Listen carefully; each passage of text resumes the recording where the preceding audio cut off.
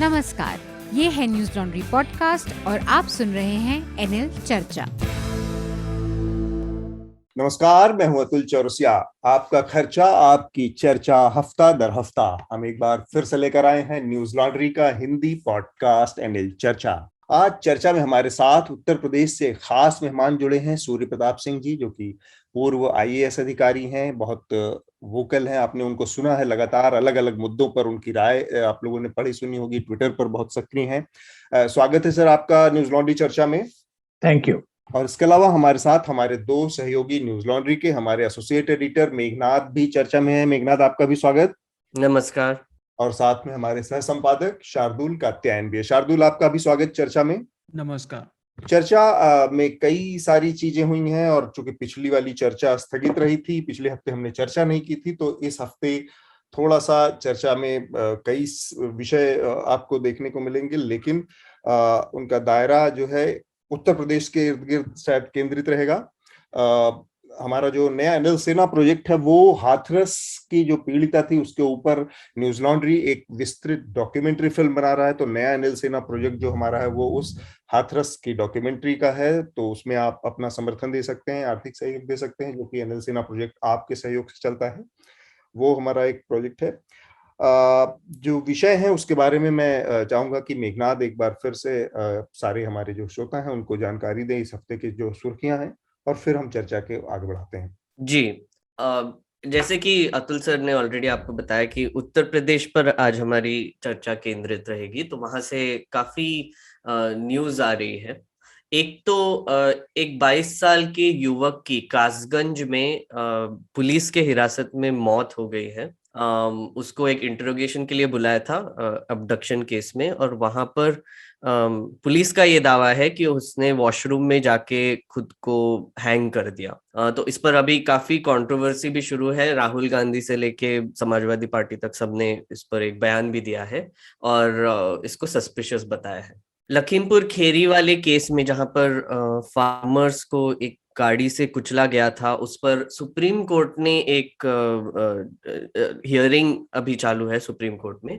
वहां पर उन्होंने उत्तर प्रदेश पुलिस जो इन्वेस्टिगेशन कर रही है उस पर डाउट खड़ा किया है। उन्होंने कहा कि अब इसका इन्वेस्टिगेशन एक एक्स जज मॉनिटर करेगा, हाईकोर्ट जज जो है। और उन्होंने कहा कि और उत्तर प्रदेश पुलिस ने ये एडमिट किया कि वो वहां पर मौका वारदात पे जो गोलियां मिली गई थी वो अजय मिश्रा टेनी के लड़के के जो गन्स है उसमें से आई थी। इस मामले में अभी भी डेवलपमेंट्स जारी है। डॉक्टर काफिल खान, जो कि 2017 में उनको उत्तर प्रदेश गवर्नमेंट ने टर्मिनेट कर दिया था कुछ बच्चों की मौत होने की वजह से गोरखपुर में, उनको अभी उन्होंने ट्विटर पर अनाउंस किया है कि उनको अभी टर्मिनेट कर दिया गया है। उनको 2 बार इसके पहले सस्पेंड भी किया गया था और उनके खिलाफ 2 इंक्वायरी भी बिठाई गई थी, जिसमें कुछ पाया नहीं गया था, उनका इनोसेंस ही पाया गया था। पर उसमें अब उन्होंने अनाउंस किया है कि उनको उनके सर्विसेज को टर्मिनेट कर दिया है और अब वो कोर्ट के दरवाजे को खटखटाएंगे जस्टिस के लिए।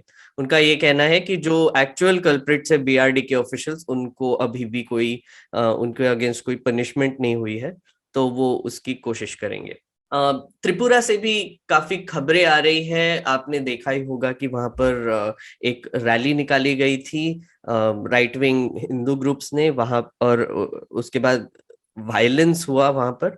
वो रैली जो निकाली गई थी वो बांग्लादेश में जो इंसिडेंट्स हुए थे, हमने पिछले चर्चा में भी इस पर डिस्कशन किया था।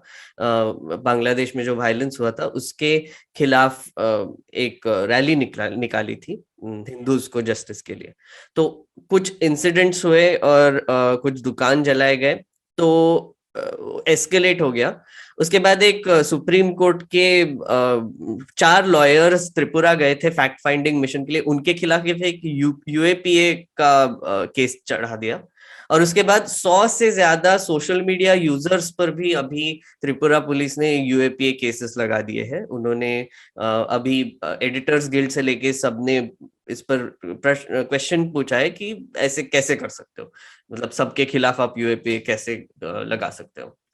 इसमें एक जर्नलिस्ट श्याम मीरा सिंह भी शामिल है। उन्होंने वो अभी कोर्ट भी जाने वाले हैं, सुप्रीम कोर्ट में एफआईआर उनके खिलाफ जो है वो क्रश करने के लिए। और खबरों में आ रहा है कि प्रेसिडेंट ने 10 पद्म भूषण और 102 पद्मश्री अवार्ड्स इस साल दिए हैं। और इसमें काफी नाम है, पर एक नाम जो ऑब्वियसली थोड़ा सा कंट्रोवर्शियल हो गया है वो कंगना रनौत का है। एक तो उनको पद्मश्री भी मिला, पर उन्होंने टाइम्स ग्रुप के एक इवेंट में जाकर एक बयान दिया जहां पर कहा कि भारत को असली आजादी 2014 में मिली है, ना कि 1957 में, जब उस कंगना का कहना है कि हमको तब भीख मिली थी। तो इस पर काफी बवाल खड़ा हो गया है। और आम आदमी पार्टी के एक वर्कर ने, प्रीति मेनन, उन्होंने एक कंप्लेंट फाइल किया है पुलिस में और उन पर सेडिशन का दावा, सेडिशन लगाने की बात की है वो एफआईआर में। आपने जो पहले वाली बात कही है वो बड़ा दिलचस्प है, जो त्रिपुरा के मामले में 102 लोगों के खिलाफ यूपीए के तहत चार्ज लगाने का इनिशिएट किया है त्रिपुरा पुलिस ने जी। तो उस मामले में एक डेवलपमेंट है, मैं अपने श्रोताओं को थोड़ा सा अवगत कराना चाह रहा हूँ। आज सुप्रीम कोर्ट में आपात एक सुनवाई, इमरजेंसी मतलब तत्काल सुनवाई के तहत संज्ञान लिया है सुप्रीम कोर्ट ने एक याचिका पर प्रशांत भूषण की। और यूएपीए के का जो ये बहुत आर्बिट्रेरी मनमाने तरीके से इस्तेमाल हो रहा है और बहुत छोटी छोटी धाराओं में और एक तरफा तरीके से और पक्षपात पूर्ण तरीके से इनका यूएपीए लोगों के ऊपर लगाया जा रहा है, उस पर यूएपीए की उसको रोकने के लिए, उस पर थोड़ा निगरानी के लिए एक सुनवाई आज सुप्रीम कोर्ट में होगी, चीफ जस्टिस की कोर्ट में। जी, इस पर भी एक्चुअली हम थोड़ी सी चर्चा कर सकते हैं, क्योंकि ये भी उत्तर प्रदेश से भी कनेक्टेड है, क्योंकि वही लॉ उत्तर प्रदेश में भी इस्तेमाल हो रहा है। बिल्कुल बिल्कुल। समीर वानखेड़े और नवाब मलिक के बीच में बहुत घमासान युद्ध जो चालू है, उसमें बहुत सारे डेवलपमेंट्स हुए हैं। सबने एक दूसरे पे अभी केसेस फाइल कर दिए हैं। नवाब मलिक ने एलिगेशन किया कि देवेंद्र फडणवीस का अंडरवर्ल्ड और दाऊद इब्राहिम से कनेक्शन है। तो देवेंद्र फडणवीस और उनकी वाइफ अमृता ने दोनों ने अलग अलग डेफेमेटरी केसेस फाइल किए नवाब मलिक के खिलाफ। फिर नवाब मलिक ने लीगल नोटिस भेजा है फडणवीस के खिलाफ, क्योंकि उनके सन इन लॉ को डिफेम किया गया। सन इन लॉ ने भेजा है, उनके सन इन लॉ ने ही भेजा है। तो वो भी एक थोड़ा सा अजीब सा एक सिचुएशन होता जा रहा है, जहां पर सब लोग अब केसेस फाइल कर रहे हैं एक दूसरे पे। और आर्यन खान का क्या हुआ पता नहीं। वो तो गायब ही हो गए। तो कॉमेडी ऑफ एरर होती थी, ये कॉमेडी ऑफ पॉलिटिक्स चल रही है। सही में समीर वानखेड़े अभी भी अपना इनोसेंस ये कर रहे हैं, और उनके कोई बर्थ सर्टिफिकेट पे भी अब कंट्रोवर्सी शुरू हो गई है। हाँ। आखिरी एक छोटी सी खबर, एक्चुअली दो छोटी सी खबर है। एक तो दिल्ली में 1200 डेंगू के केसेस अक्टूबर में, इस पिछले अक्टूबर महीने में रजिस्टर हुए हैं। ये पिछले 4 साल में सबसे ज्यादा मात्रा में केसेस रजिस्टर हुए हैं। और एक बहुत इंटरेस्टिंग खबर आती जा रही है कि छठ पूजा के समय पे यमुना पे एक बहुत झाग दिखाई दिया इंडस्ट्रियल पोल्यूशन की वजह से, और वहां पर औरतें फिर भी जाकर पूजा कर रही थी। और इसके आसपास भी बहुत पॉलिटिक्स शुरू हो गया आम आदमी पार्टी और बीजेपी के बीच में। आम आदमी पार्टी ने कुछ टेम्पररी घाट बनाए थे, लेकिन बीजेपी के जो लीडर्स हैं वो लोगों को एनकरेज कर रहे कि नहीं आप यमुना में ही जाइए। तो बहुत ही वियर्ड सिचुएशन हो गया वहां पे। और कुछ ऐड करना है शार्दुल या अतुल? नहीं, मैं एक चीज छोटी सी, पिछले हफ्ते पेंटागन की एक रिपोर्ट बाहर आई चीन को लेकर, जिसमें उनका काफी असेसमेंट था और काफी चिंताएं बताई गई थी। वो सबको पढ़ना चाहिए, उस पर ध्यान दें। उसमें बता रहे हैं कि कैसे 2030 तक चीन के पास करीब 1000 न्यूक्लियर वॉरहेड हो जाएंगे, और ताइवान की सिचुएशन बिगड़ती जा रही है। चीन लगातार एयर स्पेस इन्वेड कर रहा है और हमारे पड़ोस में ही लड़ाई के आसार दिखाई पड़ रहे हैं। तो चीन से ही रिलेटेड एक खबर वो भी है कि हालांकि वो अमेरिका ने ही इसको हाल फिलहाल में इसको सामने लाया कि भारत के इलाके में चीन गांव बसा चुका है। उसी रिपोर्ट में ये भी है। हाँ, और अब भारत सरकार ने इस जानकारी के एक हफ्ते बाद कल अपनी प्रतिक्रिया दी है कि हम इसका खंडन करते हैं, विरोध करते हैं। इसमें एक मुझे थोड़ी सी टेक्निकल चीज लगी, चतुराई दिख रही है। सूर्य प्रताप जी बता सकते हैं ज्यादा इस मामले में हमें। सरकार ने कहा कि हम चीन के ऐसे किसी दावे का विरोध करते हैं और भारत की भूमि पर उनका कोई भी इस तरह का जो निर्माण है उसका हम पुरजोर खंडन करते हैं। ये जवाब अपने बड़ा डिप्लोमेटिक सा जवाब है या बयान है। ये कहना कि ये एक तरह की स्वीकारोक्ति है कि चीन ने वहां पर हमारी कोई जमीन कब्जा कर ली। अब तक हमें ये मालूम था कि अरुणाचल में कोई कब्जा नहीं, अब तक हम अक्साई चीन में मानते थे, या लद्दाख का हमारे सामने एक तस्वीर थी जहां पर यह था कि चीन ने कब्जा कर रखा है। अरुणाचल में ऐसा कुछ हो रहा है, सरकार ने पहली बात इनडायरेक्टली स्वीकार किया है कि ऐसा कुछ। तो सरकार क्या इस चीज को डाउन प्ले कर रही है कि भाई वहां पर, पहले तो आप ये बताइए कि क्या वास्तव में वहां पे चीन घुस गया है, आपकी टेरिटरी पर उसने कब्जा कर लिया और अब वहां पर गांव बसाना शुरू कर रहा है? और अगर अब ऐसा है तो आपका बयान ये होना चाहिए कि हम वो जमीन वापस लेने, या चीन ने इसका अतिक्रमण किया है, ये हम उसको वापस लेंगे या उसके लिए कोई प्रोसेस इनिशिएट करेंगे। वो बात नहीं हो रही है। बात ये हो रही है कि वो जो क्या है हम उसका विरोध करते हैं और वो अवैध है। तो ये चीज ये जो चतुराई दिख रही है, इसको आप कैसे देख पा रहे हैं सूर्य प्रताप जी? देखिए, सबको पता है कि जो यूएस की जो एनुअल मिलिट्री रिपोर्ट है पेंटागन की, जो यूएस कांग्रेस को सबमिट की जाती है, उस रिपोर्ट में और उसकी ऑथेंटिसिटी को कोई चैलेंज नहीं कर सकता है। उसमें कहा है कि चाइना ने massive construction, massive village Arunachal के बॉर्डर पे बनाया है और जो डिस्प्यूटेड एरिया है उसमें बनाया है।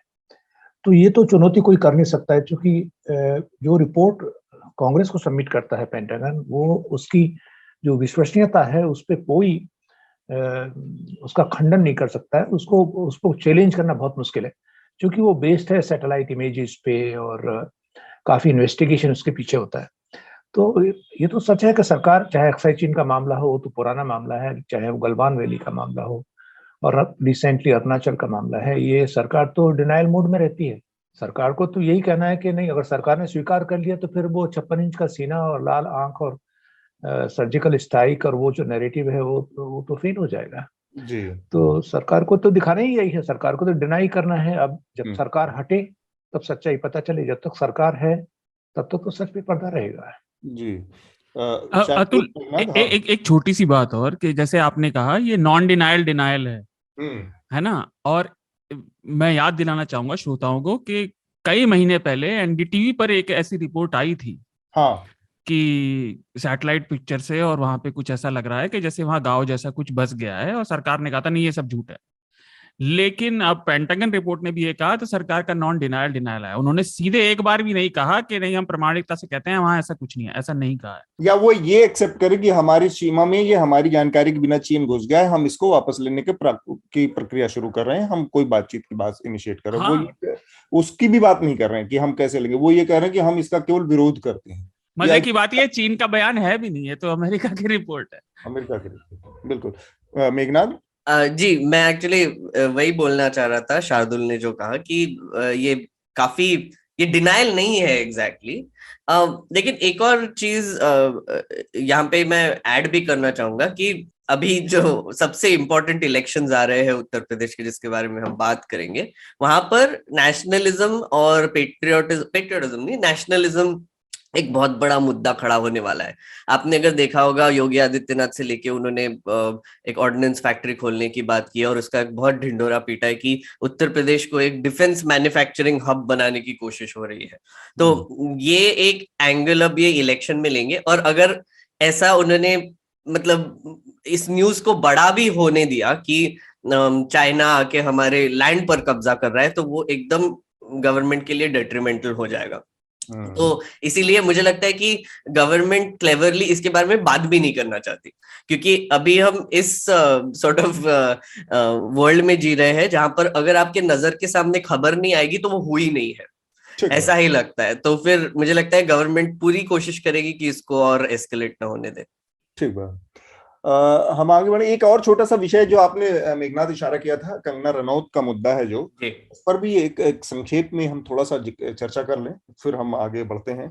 कंगना रनौत को हाल ही में पद्मश्री दिया गया है, और उसके कुछ ही दिन बाद उनका एक टाइम्स नाउ नेटवर्क पर एक इंटरव्यू में उन्होंने बयान दिया है कि देश को जो असली आजादी मिली वो 2014 में मिली है।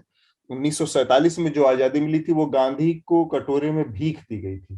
तो ये मतलब एक तो लंबे समय से एक प्रक्रिया चल रही है जिसमें एक चीज हम देख पाते हैं कि जो हमारे देश का जो सत्ताधारी वर्ग है, राइट विंग जो कुनबा है इस समय, जो आरएसएस और भारतीय जनता पार्टी का जो परिवार है, उसके पास आजादी के आंदोलन से जुड़े चेहरे नहीं है। उसमें उस मोमेंट को, उस संघर्ष को पे दावा करने वाले चेहरे नहीं है। तो इसलिए हम हमेशा बार बार देखते हैं, पाते हैं कि आजादी के मोमेंट के ज्यादातर चेहरों को किसी न किसी तरह से डिस्क्रेडिट करने की कोशिश की जाती है, उनको नीचा दिखाने की कोशिश की जाती है, या उसमें से चुनिंदा तरीके से कुछ लोगों को अपने पाले में खींचने की कोशिश की जाती है, कुछ लोगों को नीचा दिखाने की कोशिश की जाती है। और ये एक बड़ी लंबी चौड़ी प्रक्रिया के तहत होता है। मतलब इतिहास का जो पूरा तोड़ मरोड़ है उसमें एक अल्टरनेट हिस्ट्री का पैरेलल वो चैनल चलाया जा रहा है, जिसमें बहुत सारी तरीके की कहानियां आती हैं। तो कुछ ही दिन पहले एक और घटना हुई थी जिसमें हमने देखा कि किस तरह से एक भारतीय जनता युवा मोर्चा की वाइस प्रेसिडेंट, एक लड़की है, महिला है, जिन्होंने कहा कि ये जो आजादी मिली है ये 99 साल की लीज पे मिली है, ये एक्चुअल आजादी नहीं मिली थी, ये 99 साल के पट्टे पर अंग्रेजों से मिली है। तो ये जो गांधी जी और नेहरू जी ने या वो कांग्रेस ने दिलाई थी, वो या बाकी सारे स्वतंत्रता सेनानियों ने मिलकर जो आजादी दिलाई थी, वो फर्जी आजादी थी 99 साल की। और ये जो थॉट प्रोसेस है, चाहे वो भारतीय जनता युवा मोर्चा की वो लेडी हो, या फिर ये जो 2014 में असली आजादी मिली है वाली कंगना रनौत हो, ये ऊपर से नीचे तक एक प्रोसेस से चलता है, और जिसमें बहुत गहराई से कुछ लोग यकीन करते हैं। ऊपर से नीचे तक जब मैं कह रहा हूं तो मैं प्रधानमंत्री नरेंद्र मोदी से बात को शुरू कर सकता हूं कि कैसे वो समय समय पर आजादी के आंदोलन के पैरेलल एक चैनल नैरेटिव देते रहते हैं। जैसे उन्होंने एक मौके पर कहा कि भगत सिंह को बचाने के लिए नेहरू और गांधी नहीं गए थे आगे, या फिर सरदार पटेल को लेकर नेहरू का क्या रवैया रहा। इस तरह के जिन बातों का कोई तथ्यों से सीधा सीधा संपर्क नहीं हो, तथ्यों से जिनका कोई पुख्ता न किया जा सके, ऐसे पैरेलल नैरेटिव दिए जाते हैं ताकि इसमें अपने लिए कुछ एक ठोस जमीन खोजी जा सके, या अपने लिए थोड़ी सी क्रेडिबिलिटी हासिल की जा सके, जो कि है नहीं। कंगना रनौत का पूरा प्रकरण उसी प्रक्रिया का एक एक्सटेंशन है। तो सूर्य प्रताप जी, मैं जानना चाहूंगा कि जब इस तरह के लोग हमारे आइकन आज की तारीख में खड़े हो रहे हैं, बन रहे हैं, जो खुलेआम हमारे मतलब हिंदुस्तान के पिछले 1000 साल के इतिहास में का जो सबसे चमकता हुआ पन्ना हम कहें वो हमारे आजादी का आंदोलन है, और उसने पूरी दुनिया को एक दूसरे तरह की राह दिखाई कि सशस्त्र आंदोलन का एक तरीका हो सकता है, और भी तरीके हो सकते हैं, जिसमें दूसरा एक तरीका जो हिंदुस्तान ने इजाद किया वो ये था कि हम बिना हथियार उठाए, बिना कोई हिंसा किए, बिना खून खराबा किए भी कुछ चीजें हासिल कर सकते हैं। तो ये हिंदुस्तान ने उस प्रक्रिया से एक नई चीज दी थी। उसको बदनाम करने या उसको खारिज करने की ये जो प्रक्रिया है, उसमें इस तरह के लोग, वो हमारे आज स्टेट के आइकन है, वो पद्मश्री पाते हैं। इसको आप कैसे देखते हैं? देखिए, आपने जो बात कही पहले शुरू में वो बिल्कुल ठीक बात कही। आपने ये कहा कि भाई इस देश में इतिहास को दोबारा से लिखने की कोशिश की जा रही है, और हमारी जो आज़ादी का इतिहास है, स्वतंत्रता का इतिहास है, संग्राम का जो इतिहास है, उसको दोबारा से लिखने की कोशिश हो रही है। और लिखने की कोशिश नहीं हो रही है तो कम से कम लोगों के दिमाग में बैठाने की कोशिश हो रही है कि वास्तव में जो फकीर था, गांधी के रूप में लंगोटीधारी फकीर था, उस फकीर ने एक भीख का कटोरा उसके हाथ में था, और उस कटोरे में उसको जब अंग्रेजों ने दया दृष्टि दिखाई उसके ऊपर कि भाई ये तो अहिंसक आंदोलन चलाता है, सत्याग्रह के नाम पे ये लाचार व्यक्ति है जो नमक कानून तोड़ने का एक यात्रा निकालता है, ये बहुत सारे क्विट इंडिया मूवमेंट का समर्थन करता है, इस तरह की चीजें करता है, लेकिन इसके बस की कुछ नहीं है। ये नैरेटिव चलाने की कोशिश कर रहे हैं, और ये कह रहे हैं कि भाई 14 अगस्त 1947 को जो क्या गांधी जी ने युद्ध करके जीता था स्वतंत्र फ्रीडम, तो ये एक कोशिश ये हो रही है कि भाई गांधी को और दोनों आंदोलनों को, जो क्रांतिकारी थे, जो चाहे बोस हो, चाहे बिस्मिल हो, चाहे लोहड़ी हो, चाहे रोशन सिंह हो, चाहे जो भी जिन्होंने अपनी मंगल पांडे हो, जिन्होंने सीने पे गोली खाई और एक संघर्ष किया, उसको कमतर कर दिया जाए, और जो अहिंसक आंदोलन जिसमें गांधी हैं, नेहरू हैं, पटेल हैं, तिलक हैं, इनको भी ये दिखाया जाए कि भाई एक तरफ जो जो चीजें हो रही थी उसमें से केवल सेलेक्टिव जो चीज है उनको अपने लिए एकत्र कर लिया जाए। जैसे सुभाष चंद्र बोस की बात करेंगे ये लोग, राइट विंग्स जो वाले लोग हैं, और पटेल को अंगीकृत कर लेते हैं। यद्यपि पटेल भी उसी अहिंसक आंदोलन के पार्ट थे, लेकिन वो पटेल को अंगीकृत कर देते हैं और जवाहरलाल नेहरू को तस्कत कर देते हैं, क्योंकि वो कोशिश उनकी ये है कि जो उनको सूट करता है वो राष्ट्रवादी है और जो उनको सूट नहीं करता है राष्ट्र विरोधी है। ये नैरेटिव, अब ये जो कंगना रनावत है, कोई देखिए इतनी बड़ी फिल्म स्टार है, इतना बड़ा सेलिब्रिटी है, उसकी इतनी फॉलोइंग है, लेकिन कंगना रनावत को मैं मानता हूँ कि आज के जो समय है, आज के समय की वो सोच है, वो व्यक्ति नहीं है, वो एक सोच है जो विकसित हो रही है, वो सोच। और उसमें कंगना रनावत एक तरह का किरदार है जो निभा रही है वो। और तो मुझे लगता है कि ये रची गई साजिश का हिस्सा है। साजिश कहें या इसको एक डिजाइन कहें, जिसको एक सटल डिजाइन जिसको कहिए, उसका पार्ट है ये। तो मेघनाथ, शार्दुल, ये जो कंगना रनौत के ऊपर एक बड़ी अच्छी बात सूर्य प्रताप जी ने कही कि ये बेसिकली एक पूरे बड़ी डिजाइन में एक किरदार निभा रही है। बिल्कुल, और मैं इसी बात को एक्चुअली आगे बढ़ाना चाहूंगा जो सूर्य प्रताप जी ने कहा है कि कंगना रनौत एक सोच को रिप्रेजेंट करती है। आई थिंक थोड़ा सा हमको इसके बारे में भी बात करना चाहिए कि ये सोच कहाँ से आ रही है। अब आइडियोलॉजिकल सोच तो मैं जानता हूं कि मतलब ऊपर से बीजेपी से, आरएसएस से ये आइडियोलॉजिकली मोटिवेटेड कुछ चीजें हैं जो कि थोड़ी सी पास डाउन किए जा रही है धीरे धीरे, और वो ग्राउंड तक पर्कुलेट हो रही है। लेकिन ये ना अभी के दुनिया में ये सोच को स्प्रेड करना बहुत इजी भी हो गया है। जैसे व्हाट्सएप का इस्तेमाल करके, या फिर यूट्यूब, अगर आप यूट्यूब पे जाएंगे और आप ये नेहरू, गांधी, एडवीना, एड्स या फिर ऐसे कोई कीवर्ड्स डालेंगे तो आपको भर भर के कॉन्स्पिरेसी थियरीज मिलेंगे इस पर। और इस पे लाखों व्यूज है, करोड़ों व्यूज है, 5 मिलियन व्यूज वगैरह वाले कुछ स्पीचेस भी है वहां पर, जहां पर एक आदमी खुले मंच पे एक क्राउड के सामने ये दावा कर रहा है कि एडवीना माउंटबैटन ने गांधी और जिन्ना को ब्लैकमेल किया था और उसकी वजह से हमको आजादी मिली। तो ये जो ऑल्टरनेट हिस्ट्रीज है, ये एक तरीके से कॉन्स्पिरेसी थियरीज ही है, और ये कॉन्स्पिरेसी थियरीज अब आपको मेन स्ट्रीम होते हुए दिख रही है। अब कंगना रनौत जैसी एक कोई भी व्यक्ति जिसको इसी हफ्ते पद्मश्री मिला और फिर वो टाइम्स के इतने बड़े मंच पे जाके ये दावा करने लगती है कि भीख मिला था एक्सेट्रा, जो भी बोला, तो ये इसी एक सॉर्ट ऑफ कॉन्स्पिरेसी थियरी को सॉलिडिफाई करने में एक एडिशन है। और इंटरनेट एक बहुत ही मजेदार चीज है, क्योंकि अगर आप देखेंगे कि कैसे जस्टिस फॉर एसएसआर का जो एक पूरा एक ट्राइब बन गया था, अभी भी बन रहा है, मतलब अभी भी लोग ये बिलीव करते हैं कि सुशांत सिंह राजपूत का मर्डर हुआ, नहीं सुसाइड नहीं, लेकिन उनका कोई मर्डर हुआ था, और इसका बहुत उसमें से बहुत कॉन्स्पिरेसी थ्योरीज बने। कुछ लोग अमेरिका में भी है जो ये सोचते हैं कि जेएफके जूनियर वापस आने वाला है। तो एक बड़ी रैली निकली थी 2 हफ्ते पहले, जो लोग इंतजार कर रहे थे रोड पे गाड़ियों को देख के कि जेएफके जो कि फॉर्मर प्रेसिडेंट थे, उनका बेटा वापस आ रहा है उनको बचाने के लिए। तो ये जो एक ट्राइबलिज्म पैदा हो जाता है इन कहानियों की इर्द गिर्द, ये अभी एक सोशल मीडिया और हमारे इंटरनेट की वजह से ही होता है, और उससे ऑल्टरनेट हिस्ट्रीज लिखने की भी जरूरत नहीं पड़ती है, क्योंकि लोग फिर मानने ही लगते हैं कि अरे हाँ यही हुआ था। ठीक बात है। शार्दुल, देखिए, सच जानने और समझने के लिए इतिहास को पढ़ना, उसे जानना जरूरी है ना, और बेवकूफी के लिए बस कही सुनी बात काफी है, और पेलना ही तो है, पेल दो। अब प्रोपेगेंडा का क्या है, जैसा मेघनाथ ने बोला, वो फैलता है। अब सुर्खियां बटोरने के लिए लोग बोलते हैं। मेरा ये मानना है व्यक्तिगत तौर पे बेवकूफ होना कोई जुर्म नहीं, लेकिन ये एक्सपेक्टेशन फिल्म स्टार से कि वो इतिहास की भी समझ रखेंगे थोड़ी ज्यादा है। अगर हो तो बड़ा अच्छा है, लेकिन आमतौर पे मेरा व्यक्तिगत ओपिनियन है, ये आत्ममुग्ध लोग होते हैं, इन्हें अच्छा बनना संवरना सब कुछ अभिनय आता है, लेकिन इनसे इंटेलेक्चुअल की अपेक्षा रखना मेरी तो कभी नहीं रही।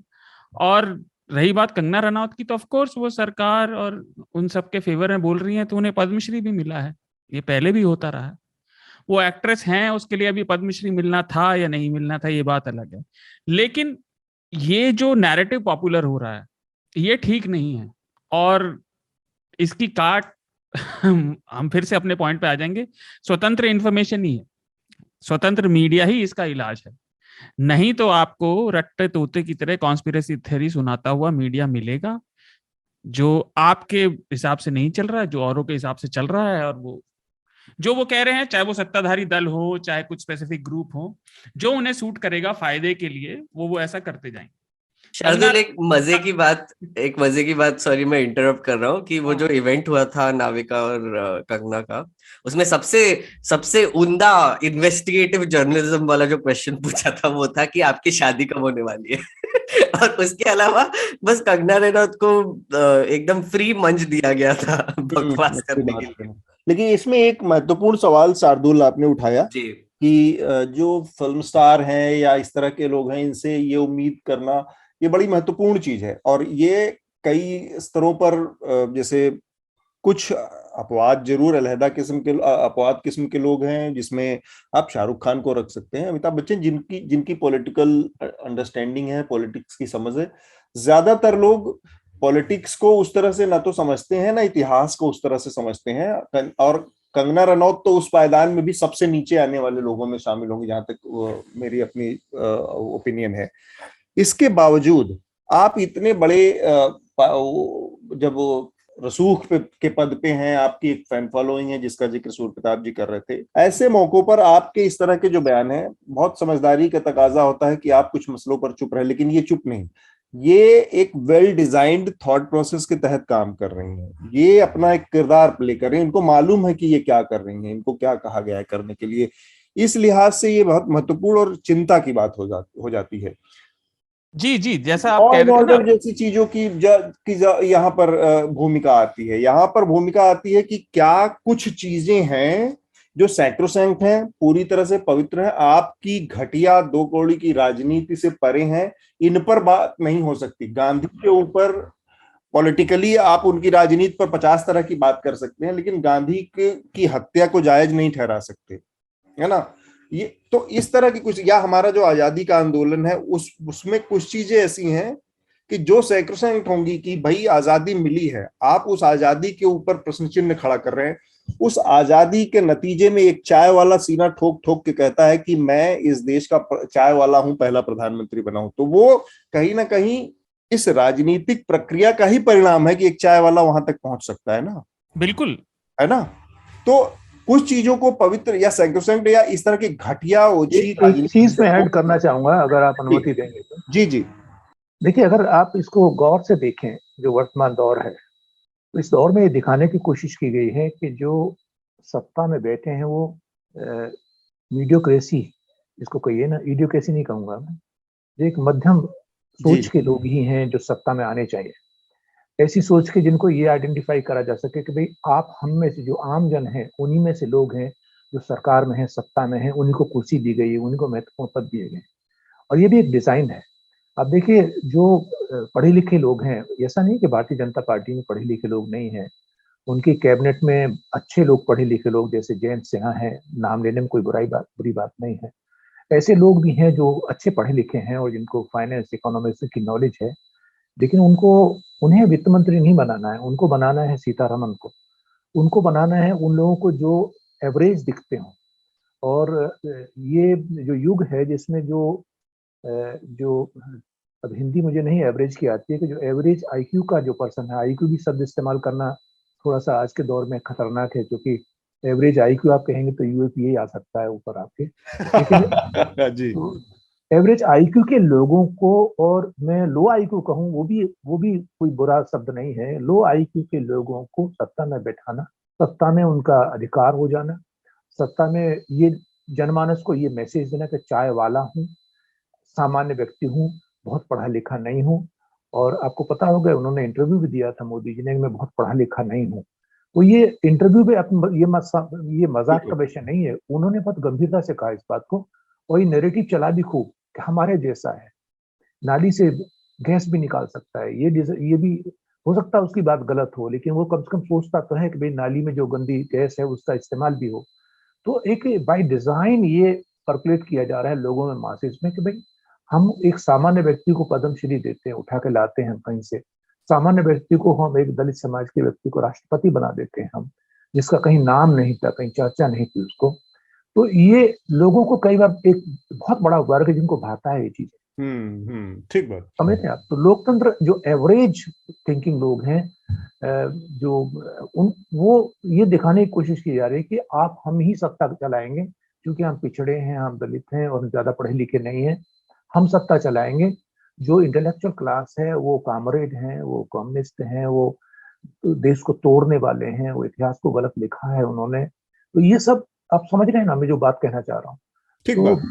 तो ये भी एक देश के लिए, सारी दुनिया में एक हंसी का मुद्दा है, मजाक का मुद्दा है। देखिए अमेरिका में अभी मोदी जी गए थे, आपको पता है कि कैसा ठिट्ठा हुआ, हमारा जो मजाक बना, जो हमारा, आप यहाँ दिखा रहे हैं कि बहुत बड़ी उपलब्धि हुई, लेकिन वास्तव में वहाँ के जो प्रशासन है उन्होंने उनको सीरियसली नहीं लिया, उनके बैकग्राउंड को देख के। तो सारी दुनिया में आप मजाक के पात्र हैं, आप कोई सम्मान नहीं पढ़ा रहे हैं देश का, आप मजाक के पात्र हैं। और मैं हमेशा कहा करता हूँ कि अगर कल को योगी जी प्रधानमंत्री कुर्सी पे बैठ गए, अगर इत्तेफाक हुआ, तो सारी दुनिया में आप कैसे डिफेंड करेंगे कि भाई एक monk becoming a head of A state, जिसका कोई केवल इसलिए क्योंकि वो लोगों में वो पसंद है, वो कलर ड्रेस का, लोगों में वो सोच पसंद है, इसलिए देश पे वो राज्य करेगा, चाहे देश चलाना आता हो ना आता हो, गवर्नेंस आती हो अथवा ना आती हो, लेकिन वो ही देश चला रहा है। हम आप देश चला रहे हैं, कॉमन मैन के लिए मैसेजिंग हो रही है। ये मेरी अपनी सोच है। शार्दुल, आप अपनी बात पूरी कर लें। जी, मैं छोटी सी बात बस उस समय कह रहा था कि देखिए कंगना, जैसा आप कह रहे हैं, उस चीज का प्रमाण है। कंगना आज ऐसा इसलिए बोल रही है क्योंकि उन्हें उसमें फायदा दिखाई दे रहा है। अगर उन्हें फायदा नहीं दिखता तो वो बिल्कुल अपने होठ सी कर बैठती। तो नैरेटिव कहीं और से चल रहा है, ये तो केवल उसके पब्लिक एविडेंस हैं।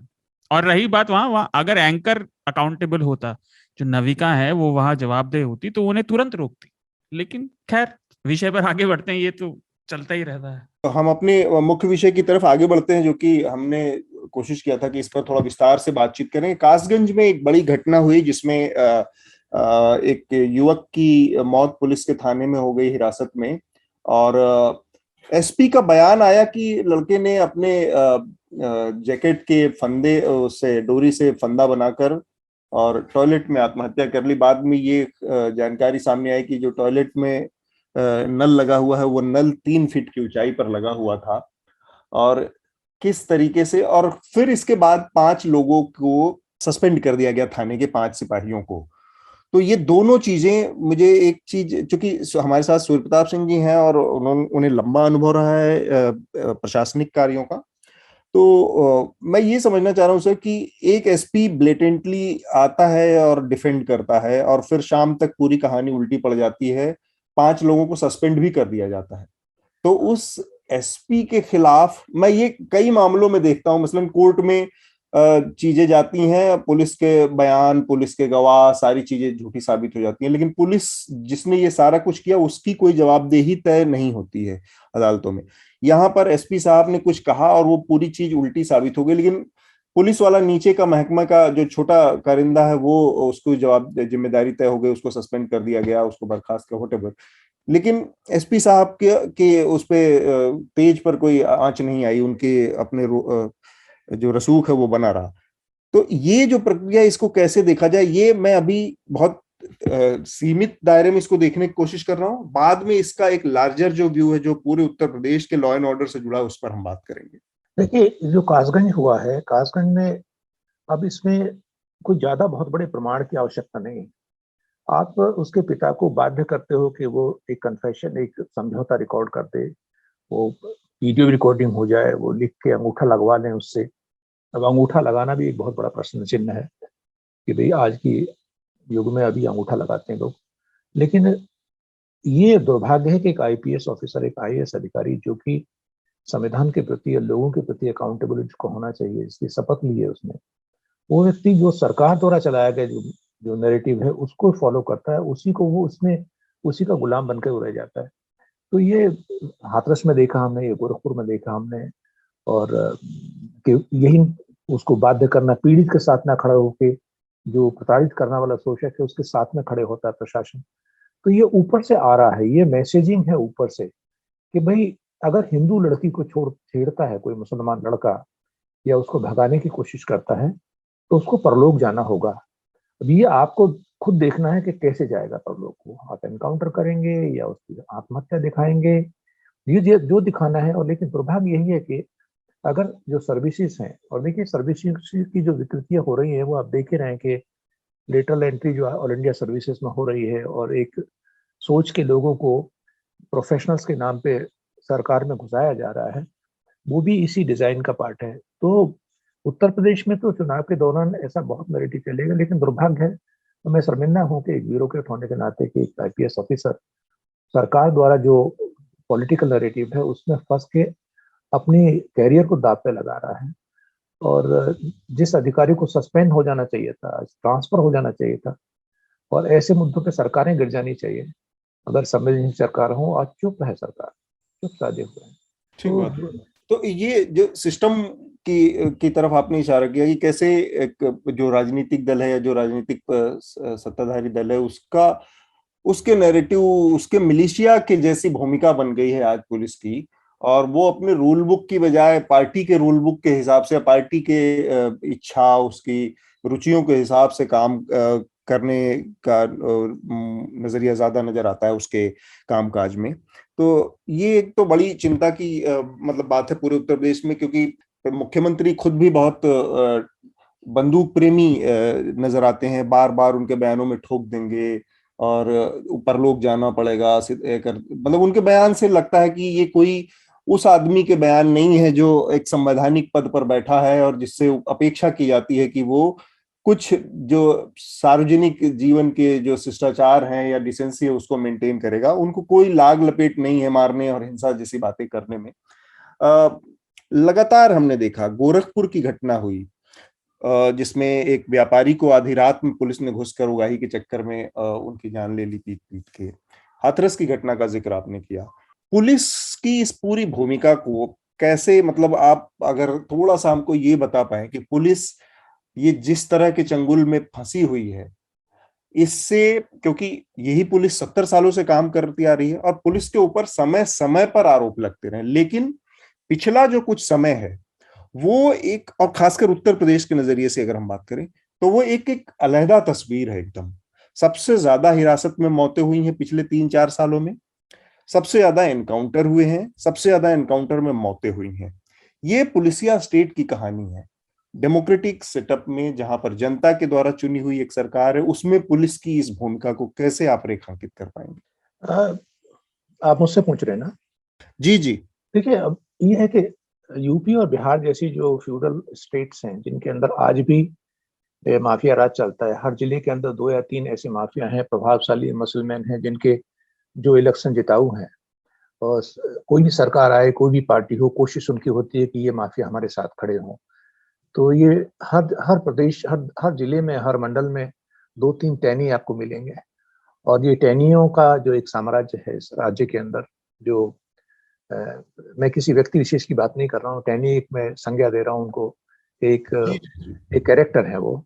तो अब ये पूरे राज्य के अंदर देखिए, इस प्रदेश में गोविंद बल्लभ पंत के बाद जो राज्य चला, जो शासन चला था, उसके बाद से इस प्रदेश के अंदर कभी कोई गृह मंत्री नहीं हुआ। मुख्यमंत्री ने हमेशा गृह विभाग अपने पास रखा, होम डिपार्टमेंट जो पुलिस को कंट्रोल करता है। वो क्यों रखा? कि वो दरोगा की तैनाती भी मुख्यमंत्री करता है इस प्रदेश के अंदर, एसपी की तैनाती मुख्यमंत्री करता है, और वो कंट्रोल करता है। वो जानता है कि समाज में पुलिस अगर कंट्रोल में है तो पुलिस ही सारे समाज को कंट्रोल करती है। एक सिपाही कंट्रोल करता है, चुनाव भी वो कंट्रोल करेगा। हालिया आपने ब्लॉक प्रमुख चुनाव में देखा होगा कि पर्चे भरने तक तो रोका गया लोगों को, और लखीमपुर खीरी में कैसे वो चीरहरण किया गया वो बहन, एक महिला का, और पुलिस मूक दर्शक खड़ी रही। तो पुलिस का जो रोल है, पुलिस पॉलिटिसाइज हो गई है पूरी उत्तर प्रदेश की, और बिहार में भी कमोबेश वही स्थिति है।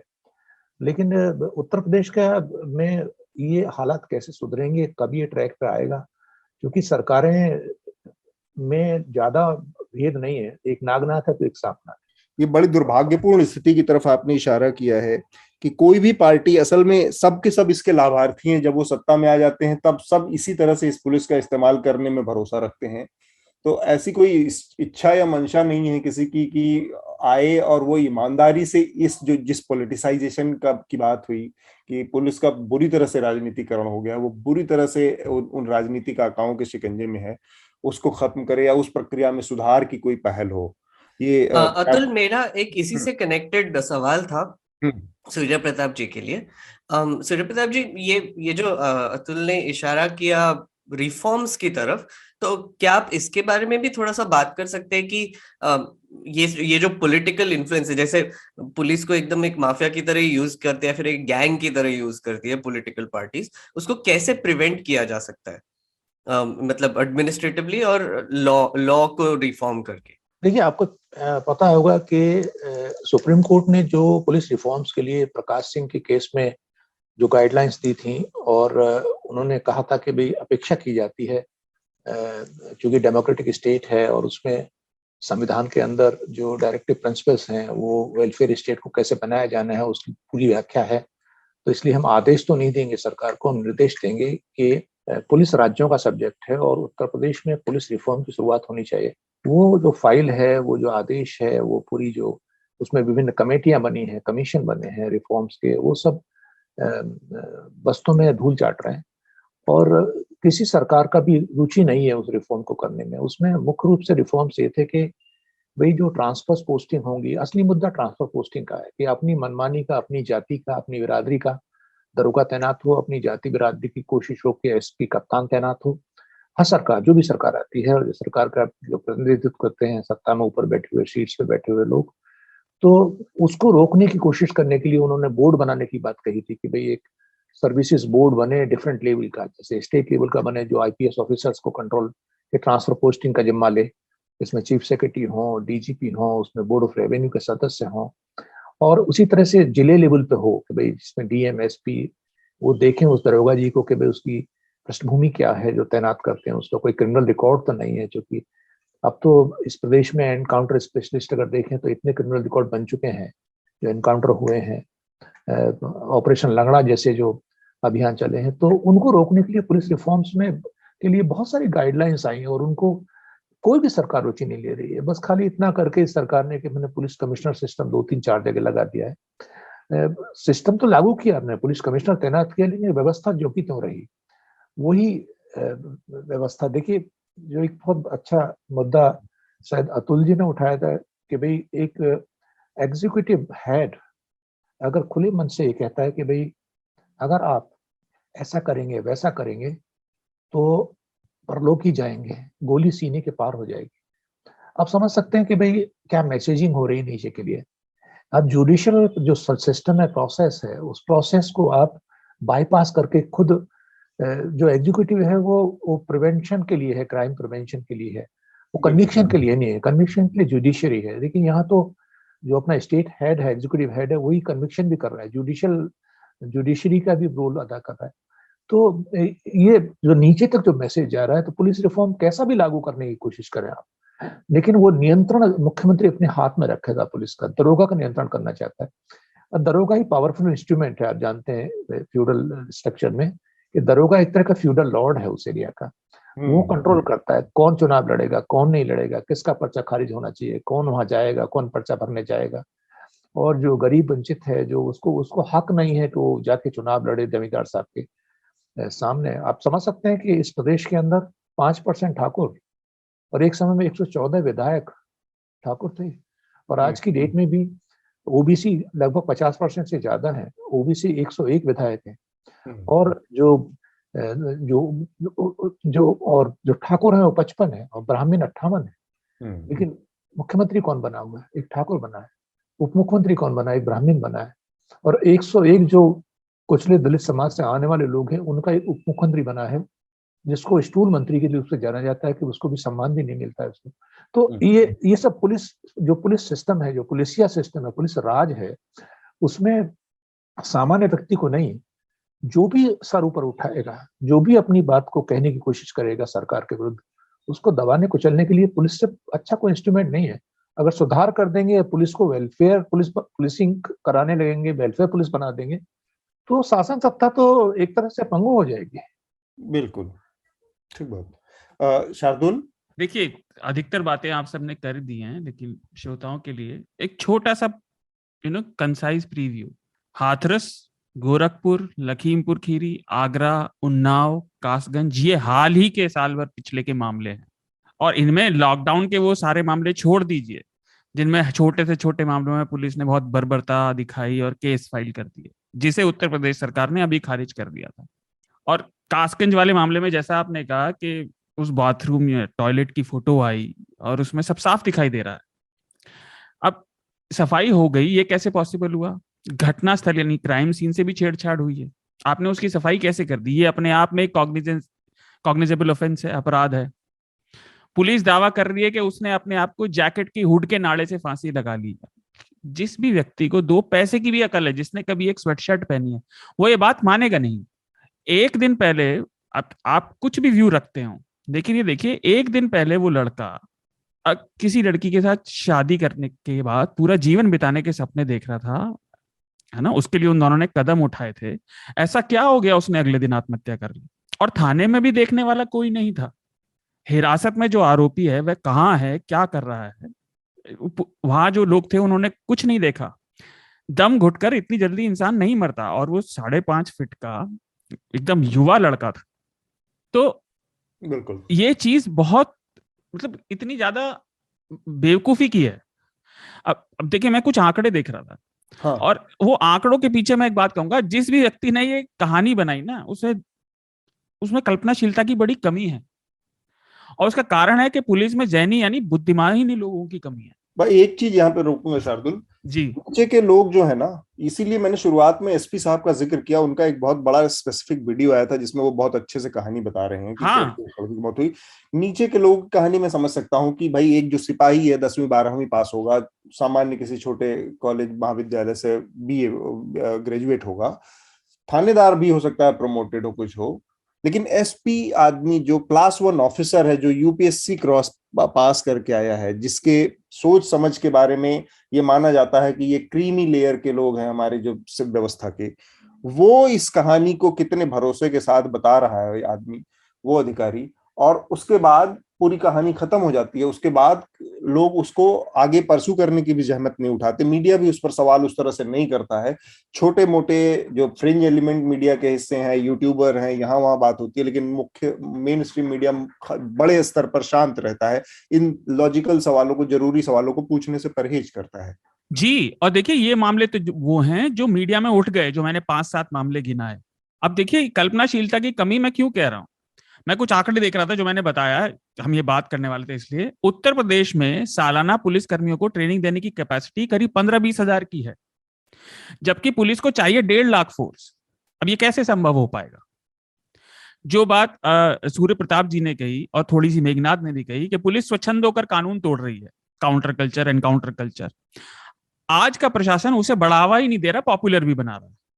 पहले मीडिया में थोड़ी सी नजरों की शर्म बची रहती थी, चाहे वो किसी भी वजह से हो, पुलिस कभी अच्छी नहीं रही, लेकिन ये प्रशासन उसे बढ़ावा दे रहा है। एक और चीज, पहले आपको एक लिखित परीक्षा पास करनी होती थी और उसके बाद आपका फिजिकल टेस्ट होता था। 2010 से ये नियम पलट दिया गया है।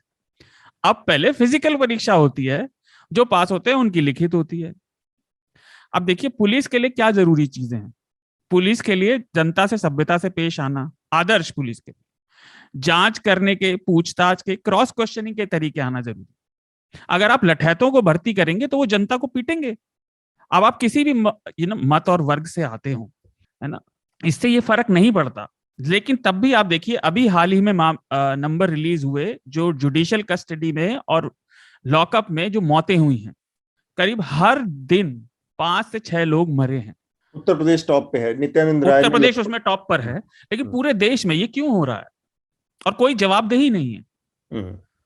अब एक और चीज मैं कहूंगा कि पुलिस के बड़े अधिकारियों के लिए आपने बात की, हाल ही में गोरखपुर वाले मामले में भी और हाथरस में भी हमने देखा था कि पुलिस के बड़े अधिकारी, डीएम, पीड़ित के परिवार वालों को मामलों को तूल न देने के लिए बहलाते फुसलाते धमकाते दिख रहे हैं, है ना। हाथरस में तो डीएम ये भी कह रहे थे कि आपको रहना तो यही है, और गोरखपुर में वीडियो बाहर आ गया। तो कानून व्यवस्था की धज्जियां पूरी तरह उड़ी हुई हैं। और जो बात सूर्य प्रताप जी ने कही वो सही है। रिफॉर्म जब तक नहीं आएगा, जब तक नेताओं के हाथ से पुलिस का प्लेसमेंट और उनका मतलब उन्हें बर्खास्त करना उनके हाथ से नहीं जाएगा, तब तक ये व्यवस्था नहीं सुधर सकती। हमारी पुलिस हाकिमों को सर्व करती है, जनता को नहीं। ठीक बात।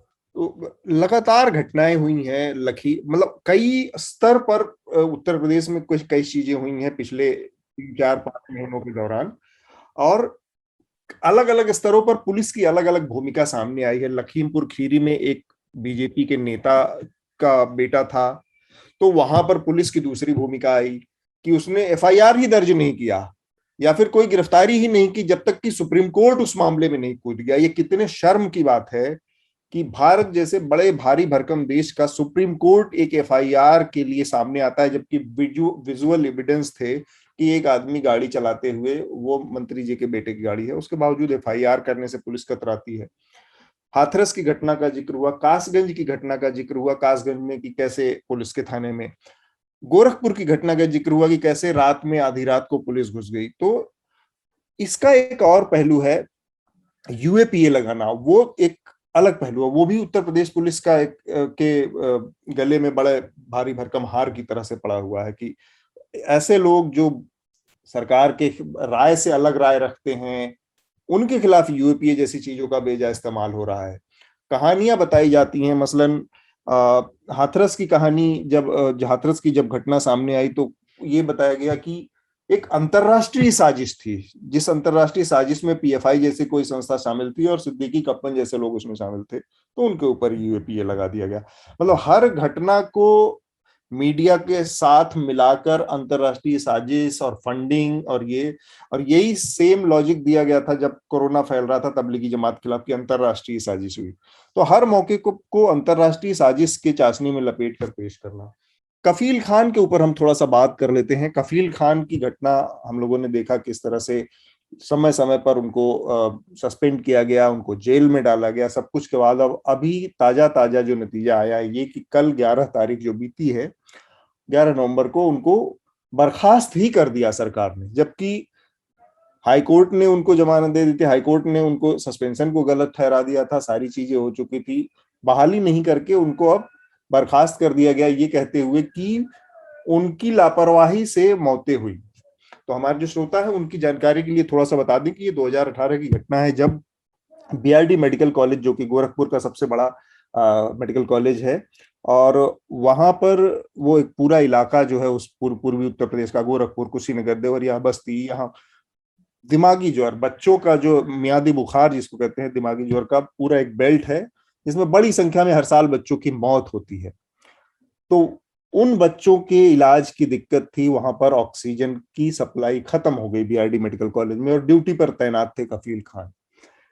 लेकिन कफील खान ड्यूटी पर तैनात डॉक्टर थे, ऑक्सीजन की सप्लाई के लिए जिम्मेदार बीआरडी मेडिकल कॉलेज के डायरेक्टर, वहां के निदेशक, वहां के और तमाम लोग, जो क्या उनके ऊपर कोई कार्रवाई हुई आज तक? इसका जवाब है नहीं। जो भी उसके डायरेक्टर हैं, तमाम लोग, और बहुत सारी कहानियां, मैं उन कहीं सुनी कहानियों में नहीं जा रहा हूं कि जिसके मुताबिक कमीशन लिया जाता था उस कंपनी से जिसको कि ठेका अलॉट किया जाता था, और उस कमीशन के रुकने की वजह से ऑक्सीजन की सप्लाई उस पर्टिकुलर पीरियड में बाधित हुई थी, और वो डील करती थी जो उस समय के वहां पर जो कंट्रोलिंग अथॉरिटी थे, उनकी पत्नी। तो ये सारी चीजें हैं, लेकिन ये सारी चीजें कहानियां हैं, तो उन कहानियों को छोड़ दिया जाए। इसके बावजूद क्या जिम्मेदारी उस एडमिनिस्ट्रेशन के टॉप की नहीं बनती? ड्यूटी पर तैनात अधिकारी जो डॉक्टर है उसकी जिम्मेदारी बनती है ऑक्सीजन सप्लाई की सुविधा सुचारू रूप से बनी रहे। ये एक बड़ा सवाल है। कफील खान की जो बर्खास्तगी है, ये इतना बड़ा ब्लेटेंट एक तमाचा है जो बताता है कि पूरा का पूरा उत्तर प्रदेश का सिस्टम सड़ गया है, जहां पर हर चीज केवल और केवल एक पॉलिटिकल पार्टी के विम्स और फैंसी पे चल रहा है। कि आप मुसलमान हैं तो किसी लड़की से प्यार करने के लिए भी आपको मारा जा सकता है जुडिशियल कस्टडी, पुलिसिया कस्टडी में। आप मुसलमान हैं तो आप अपनी ड्यूटी पर लाख ईमानदार रहिए, आपको बर्खास्त कर दिया जाएगा।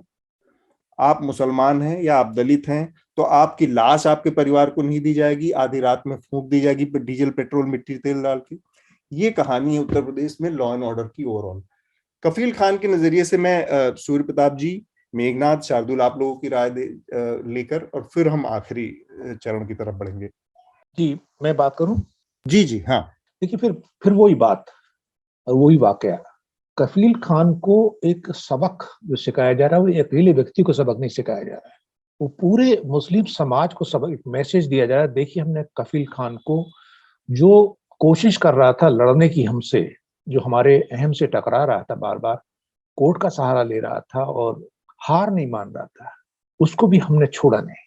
और ये समय है कि हम इनको कुचलें, और नहीं अगर कुचल पाएंगे तो फिर आगे समय नहीं आएगा आपको। हम ही हैं जो सेवियर हैं आपके, हम ही बचाने वाले हैं आपको। तो ये मैसेज है। कफील खान का आना जाना एक व्यक्ति, एक डॉक्टर का वो मुद्दा नहीं है। मुद्दा है कि कफील खानों का मुद्दा है, कफील खानों को ठीक करना है, कफील खान को नहीं। बिल्कुल। तो दुर्भाग्य है कि कफील, मुझे लगता है कोर्ट से यहाँ भी फिर उसको जीत मिलेगी, क्योंकि जो रासुका लगा था, NSA लगा था उस पर, उसको भी कोर्ट ने वापस किया। और जो मुद्दा आपने कहा है कि भाई कफील खान अकेले क्यों डॉक्टर, वहां तो पूरी टीम थी डॉक्टर्स की। वहां तो जो उस हॉस्पिटल के जो सबसे बड़े सर्वे थे, उनकी पत्नी थी जो कमीशन खोरी में थी, उन सब के खिलाफ कार्रवाई क्या, उनके खिलाफ इश्यू क्यों नहीं? वो मुद्दा उठेगा और कोर्ट पूछेगा। लेकिन क्या सब कुछ काम कोर्ट को ही करना है? भाई एग्जीक्यूटिव का फंक्शन है। अब आज क्या है कि एग्जीक्यूटिव जो है वो, और जो जो लेजिस्लेटिव है, उसका फंक्शन तो एक ही, जो कि मेजोरिटी प्रचंड बहुमत है, वो तो उनके हाथ में आ गया। अब ये कोर्ट के आदेशों को भी नहीं मानते, तो जुडिशियल फंक्शंस को भी अपने हाथ में लेने चाहते हैं। तो फिर अब ये एक अधिकार जो हो रहा है ना, एग्जीक्यूटिव के हाथ में सारी चीजों को संभाल लेना। आपको पता हो कि अभी एक हालिया वाकया हुआ जिसमें जो इंक्वायरी जो सेटअप हुई है, जुडिशियल इंक्वायरी सेटअप हुई है, कि भाई एक मामला था, उसमें उत्तर प्रदेश का जज नहीं होगा, वो हम दूसरे राज्य का जज करेंगे, हरियाणा पंजाब का जज करेंगे। जुडिशियल कमेटी बन रही थी इसमें। तो अब यहाँ की जो जुडिशियल सिस्टम, उनको पता है कि डरती है, उनको भी डर है कि हमारी सिक्योरिटी हटा लेंगे, हम कहीं मारे ना जाए, हमारा निकलना मुश्किल होगा। प्रतापगढ़ में CGM की हत्या हुई, मारा गया, सबको जानकारी में। तो जुडिशरी भी, आज के वातावरण ये कि जुडिशरी को भी डर लगता है, भय में है। तो जुडिशरी भय में है, आमजन भय में है, और जो दबा कुचला तबका है, माइनॉरिटी है, वो भय में है। तो इस वक्त तो डर और भय का माहौल है। और उधर कंगना जी कहती हैं कि देश आजाद हुआ 2014 के बाद। हम कहते हैं कि अभ्यर्थी की आजादी गुलाम हुई 2014 के बाद। और ये गुलामियत ही तो है कि जिसमें आप अपने मनमानी करते हैं और गोली चलाते हैं, मारने की बात करते हैं। तो ये गुलामियत नहीं है क्या? ठीक बात। शार्दुल, देखिए, जांच में आया था उनके खिलाफ, जितनी भी जांचें हुई थी, कि उनके खिलाफ भ्रष्टाचार के और लापरवाही के कोई सबूत नहीं मिले। जब ये कांड हुआ था तब उन्होंने रात 54 घंटे में करीब 500 सिलेंडर इकट्ठा किए थे, और उन्होंने करीब 26 लोगों को BRD मेडिकल कॉलेज से फोन किया था, जिसमें DM भी शामिल थे गोरखपुर के। ये वो रिपोर्ट कहती है जो 15 अप्रैल 2019 को आई थी। उनके खिलाफ कोई सबूत नहीं मिला भ्रष्टाचार में लिप्त होने का, है ना। वो एंसेफेलाइटिस वार्ड जहां पे ये सब हुआ, उसके हेड भी नहीं थे। तो जवाबदेही किसकी है? 8 लोग बर्खास्त हुए थे, उसमें से 7 बहाल हो चुके हैं, और डॉक्टर कफील खान, जिन्हें सब जगह से बरी किया जा चुका है, वही दोषी ठहराकर फिर से निलंबित कर दिए गए कि उन्होंने लापरवाही करी, लैक्सिटी कहा गया। अभी तो बर्खास्त कर दिया, निलंबित नहीं है। हाँ सॉरी, बर्खास्त कर दिया गया। अब देखिए, उन्होंने कहा है वो फिर से अदालत जाएंगे। मैं एक साधारण सी बात रखना चाहूंगा। एक पढ़ा लिखा मध्यम वर्गीय व्यक्ति, उसका कितना समय, धन, जीवन और परिवार, बाकी सब जो चीजें हमारी रोजमर्रा की जिंदगी के लिए जरूरी होती हैं, ये सब उससे जुड़े हुए हैं, सब अस्त व्यस्त है। अब वो अदालत जाएंगे तो आप मान कर चलिए कि वह सब मामलों में जीत भी जाए और फिर से बहाल हो जाए, तब भी 1.5 साल तो और लगेगा। अब किसी साधारण व्यक्ति के लिए इस तरह के वातावरण में 4-5 साल जीवन के प्राइम के निकल जाएं, तो आप अपने आप को उस जगह पर रखकर देखिए और सोचिए कि आप अपने आगे के जीवन में लोगों के लिए, समाज के लिए कैसा महसूस करेंगे। हमारी न्याय व्यवस्था कहती है, मैंने इसे लिख कर रखा था, कि केवल न्याय होना नहीं चाहिए, होते हुए दिखाई भी देना चाहिए। जितनी भी बात हमने की सारे मामलों की, न्याय होता हुआ कहाँ दिखाई दे रहा है। और ये समस्याएं उत्तर प्रदेश की हम बात कर रहे हैं, पूरे देश में बढ़ती जा रही है। एक छोटी सी बात मैं और कहूंगा, मैं चाहूंगा कि आप भी उस पर टिप्पणी करें। पिछली बार जब हमने बात की थी तो वो रह गई थी, ये सरकार मुआवजा देने के लिए इतनी जल्दी क्यों दिखाती है? आप सरकार का धन, जनता का धन प्रशासन की कमियों को ढकने के लिए इस्तेमाल कर रहे हैं। मुझे ऐसा लगता है, एक गरीब परिवार, आप सोच कर देखिए, अपने आप को परेशानी में डालना नहीं चाहता।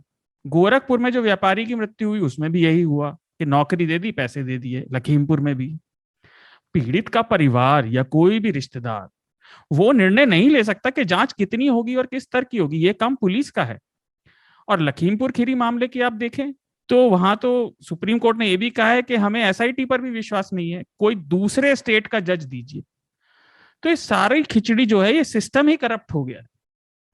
और ये मुआवजा देने वाली बात मेरी गले नहीं उतरती, इतनी जल्दी क्या है मुआवजे की? नहीं, और मुआवजे में भी बहुत साफ साफ एक डिस्क्रिमिनेशन दिखा। मुआवजे की मजबूरी ये तो समझी जा सकती है कि भाई इलेक्शन का टाइम है, कोई चीज एक लेवल से ज्यादा प्ले अप होगी तो नेगेटिव प्रेस होगा या नेगेटिव नकारात्मक वो छवि बनेगी, तो मामले को रफा दफा करने के लिए, दबाने के लिए, मीडिया ग्लेयर से दूर रखने के लिए परिवारों को चुप करा दिया जाए।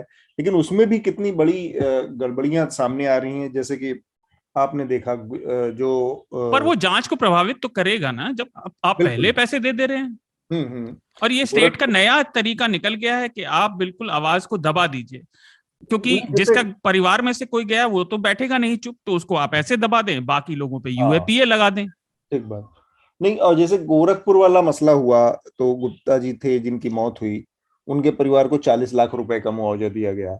या इससे पहले अगर याद हो आपको, एक जो लखनऊ में घटना हुई थी, जब एक पुलिस वाले ने मार दिया था एक तिवारी जी को, तो उस समय भी उनको कितना 20 लाख रुपए और नौकरी दे दी गई है। वो इस मामले में आप देखें तो 5 लाख रुपए मुआवजे की घोषणा की गई, क्योंकि लड़का मुसलमान है। इसलिए मतलब मैं जानना चाह रहा हूँ कि ये मुआवजे का के बीच में जो डिस्क्रिपेंसीज है, मौत के बीच में जो अंतर किया जा रहा है स्टेट के लेवल पे, ये भी अपने आप में बड़ा समाज। एक तो मौत जो हुई है वो अपने आप में इतनी बड़ी वो है, त्रासदी है।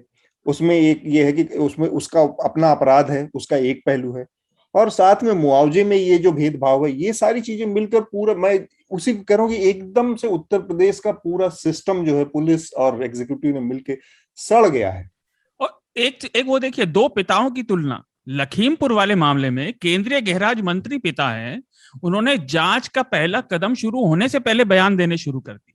जिस पद पर वह बैठे हैं उसमें कुछ भी कहने से पहले 10 बार सोचना चाहिए। और इसमें तो आपका बेटा इन्वॉल्व है, आपकी कॉन्स्टिट्यूएंसी में मामला हुआ है जिसमें उनके बेटे और समर्थकों पर शामिल होने का आरोप है। वहां 2 हफ्ते पहले आप भड़काने वाला बयान देकर आए हैं। अहंकार को थोड़ी देर के लिए तो जेब में रखिए।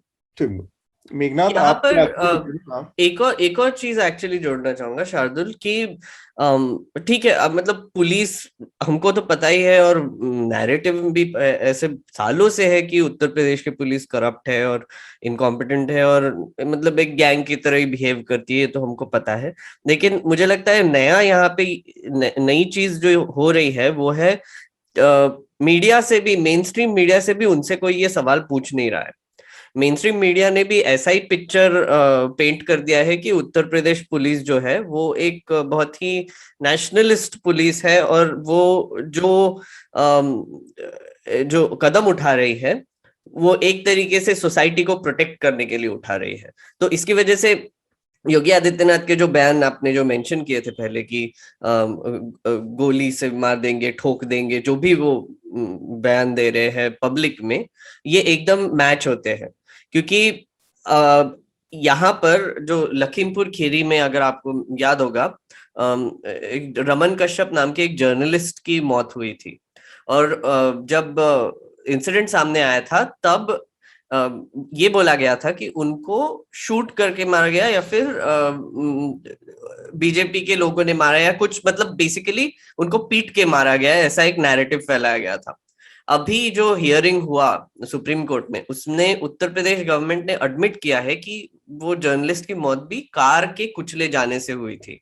तो ये जो एक बहुत बड़ा मसला था, ये एक जो केस था, जो जर्नलिस्ट का था, वो बहुत बड़ा इंपॉर्टेंट केस था, क्योंकि आपको एक और तरीके से बयान निकलते हुए दिख रहे थे कि TV journalist, main stream media के टीवी जर्नलिस्ट उनके भाई के पास जाके ये बोल रहे थे कि आप आपका बयान चेंज कर दीजिए और ये बोलिए कि आपको फार्मर्स ने मारा गया, आपके भाई को फार्मर्स ने मारा गया है। तो आप सोचिए कि एक तरीके से एक नैरेटिव बनाने की कोशिश भी होती है कि जो विक्टिम्स है उनको ही टारगेट किया जाए, जो इन्वेस्टिगेटर्स है वो तो छोड़ ही दीजिए, जो कल्प्रिट्स है उनको बचाया जाए। और इन्वेस्टिगेटर्स की तो दूर की बात है, क्योंकि वो तो मतलब कोई सवाल ही नहीं पूछ रहा है उनसे, पुलिस से या फिर एडमिनिस्ट्रेशन से। तो मुझे लगता है कि हमको एक बहुत ही कंसर्टेड तरीके से कॉन्स्टेंटली मीडिया को, जो इंडिपेंडेंट मीडिया है, उनको पुलिस पर सवाल उठाना चाहिए और जवाब मांगना चाहिए। ठीक बात। तो मेरे ख्याल से काफी एक छोटी सी बात आखिर में, 2007 से वो पुलिस रिफॉर्म का निर्णय लंबित है सुप्रीम कोर्ट का। और एक इस सब के बीच आखिरी बात ये कि मानवाधिकार आयोग के जो प्रमुख हैं रिटायर्ड जस्टिस अशोक मिश्रा, इस बीच उन्होंने एक डिबेट को चेयर किया। अरुण मिश्रा, हाँ, debate retired justice Arun Mishra ने, कि जिसमें सवाल ये था कि क्या ह्यूमन राइट्स टेरर से लड़ने के बीच बाधा हैं।